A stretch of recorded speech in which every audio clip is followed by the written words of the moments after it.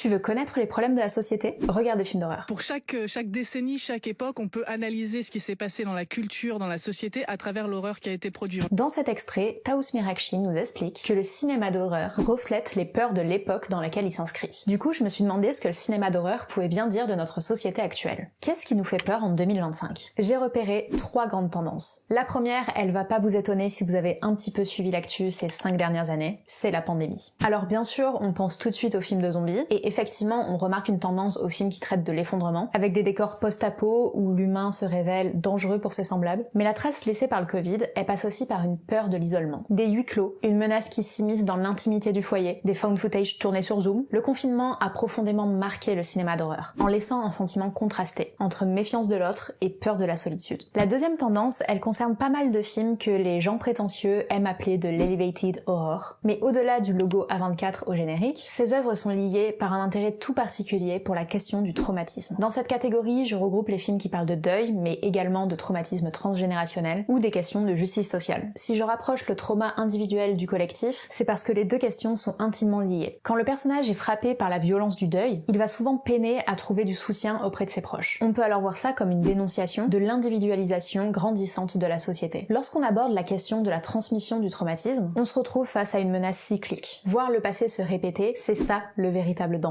Pour se libérer de la fatalité, le personnage doit alors affronter son souvenir. On peut alors y voir une mise en garde sur la montée en puissance des idées conservatrices de la société actuelle. Une société qui prend le risque de reproduire les erreurs du passé. Ce qui nous mène à la troisième et dernière grande thématique, le contrôle du corps. Dans cette catégorie, je range bien évidemment tout ce qui est de l'ordre du body horror, qui évoque la pression exercée sur les corps, et notamment les corps féminins, mais également les films où le corps sert de canal d'expression ou d'émancipation. On a aussi des œuvres qui questionnent la transformation du corps lors de la grossesse, en particulier dans le cas de grossesse non désirée. Ce qui m'intéresse là-dedans, c'est que j'y vois une réflexion autour du contrôle exercé par les autorités au pouvoir. Difficile de ne pas faire le lien avec le recul des droits reproductifs des femmes, notamment aux États-Unis. Ces films pourraient alors symboliser la peur de la perte du contrôle sur notre corps, la volonté de retrouver sa liberté et de s'extirper des normes sociales, ainsi que du pouvoir des institutions. Pour résumer, on pourrait dire que le cinéma d'horreur d'aujourd'hui raconte l'histoire d'une société divisée, menacée par l'oppression et la répression. C'est en tout cas mon constat après avoir dégagé ces 3 grandes thématiques récurrentes. Si vous en avez d'autres en tête, n'hésitez pas à me les partager.